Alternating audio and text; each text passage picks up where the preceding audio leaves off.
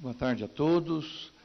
Quero cumprimentar nosso presidente da Visaia e o companheiro também Oswaldo Virgílio, e nas pessoas de vocês, cumprimentar toda a Comissão de Finanças e Orçamento, parabenizar por essas audiências que são feitas, e na pessoa de vocês, cumprimentar todos os membros da mesa, na pessoa da Rose, cumprimentar os vereadores, na pessoa da Cláudia, todos os presentes aqui.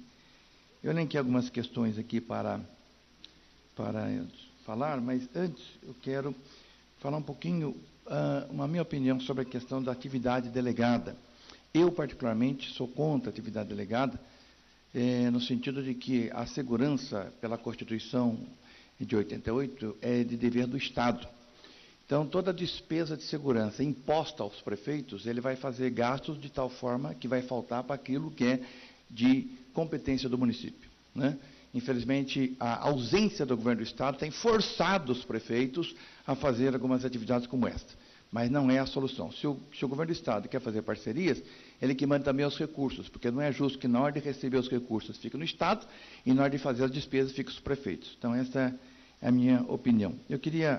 Eu marquei algumas questões aqui que, na minha opinião, são pertinentes nessa audiência. Primeira coisa, com relação à região metropolitana do Vale do Paraíba.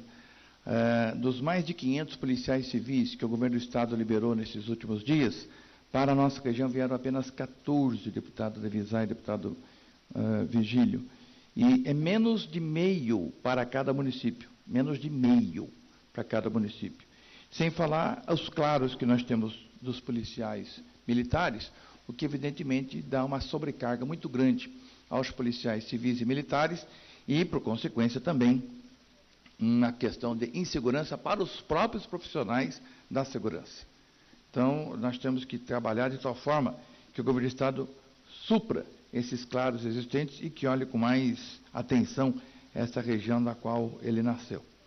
Com relação à saúde, embora já tenha sido citada a questão do Hospital Regional aqui de São José, eu queria registrar a necessidade que eu vejo de um hospital regional do Vale Histórico, porque muitas pessoas do Vale Histórico, sem atendimento à saúde naquela região, precisam se deslocar, sobretudo para Taubaté, o que causa um congestionamento muito grande na cidade de Taubaté.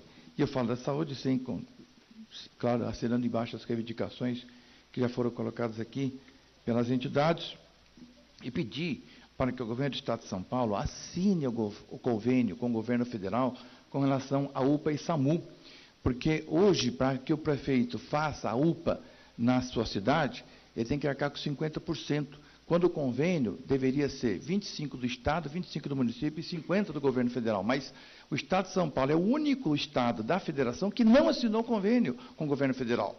Então, eu peço para que o governo do Estado assine o convênio com o governo federal para que os municípios tenham um menor custeio com relação à saúde. Outra questão é a questão do sistema carcerário, que na nossa região também está em situação caótica.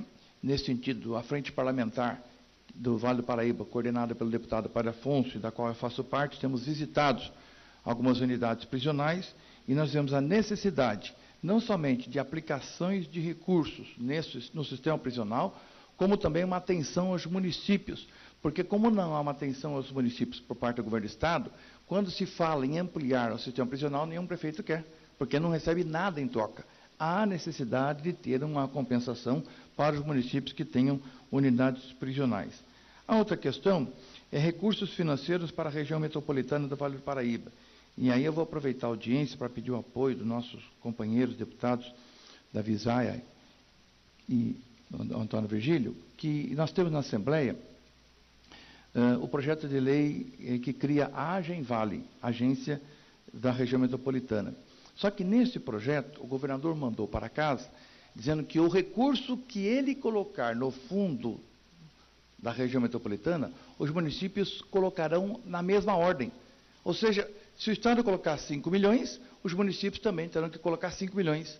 Então, eu fiz uma emenda dizendo que os municípios devem colocar até o mesmo valor aportado pelo Estado, porque aí dá margem para que os prefeitos possam negociar e ser um valor inferior, porque não é justo que seja imposto aos municípios um novo encargo. Só que essa emenda já foi rejeitada na Comissão de Constituição e Justiça, e nós precisamos reaver essa emenda em plenário, para que a gente não imponha aos prefeitos uma despesa aumentando os encargos que eles já têm.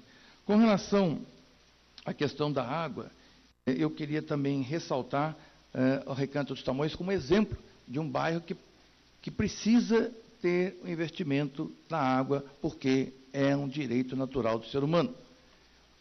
O Recanto dos Tamoios, para mim, é um exemplo e precisa ser atendido, não somente o Recanto dos Tamoios, como todos os bairros que não são atendidos pela Sabesp. Não é possível, nós estamos no século XXI e a gente está aqui falando de reivindicação de água encanada.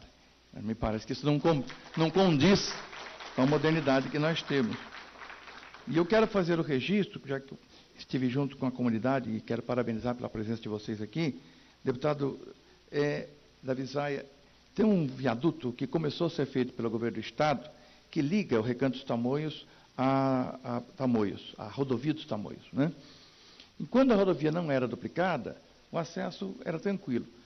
O governo do Estado começou a fazer o viaduto, fez as alças, mas não concluiu.